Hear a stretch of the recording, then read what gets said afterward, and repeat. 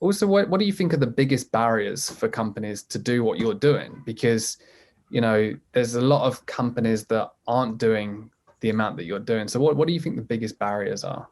I think for some it's culture. Again, whether that's from leadership or throughout. So certainly within my business, some of the teams I'm supporting are a little bit of a surprise in some ways. So I'm working with a 700-person engineering company whose demographic is males aged 40 to 60.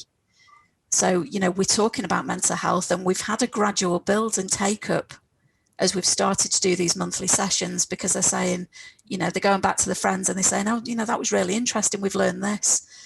So I think it can be that culture where it's like, our employees won't buy into that. We don't need that. We've not had any. And I think it's people not realizing that the fact that they're not aware that there's mental illness in the company doesn't mean it doesn't exist. We look at the statistic 1 in 4.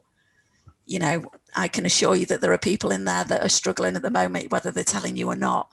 And all those hidden statistics, 90% of people who take a day off with stress don't tell you it's stress related, or maybe don't know the tummy problems, the migraines and headaches. They might not be joining the dots.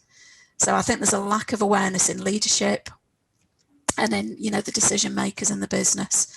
And then, you've got the time. So obviously I'm very fortunate that Mando take it seriously, want to make a difference, manage the well-being of its staff as best it can. So they give me that time to be able to do these pieces of work. And, we've absolutely seen the benefits, the thank yous we get from the team, and we're catching it early. Our absence levels have gone down. The openness of the team with what they're going through, where you can make allowances, you can have those conversations. Do you want me to take some work away? Oh, no, I want to keep that piece. But can you just recognise that I'm struggling at the moment? Yeah, no problem.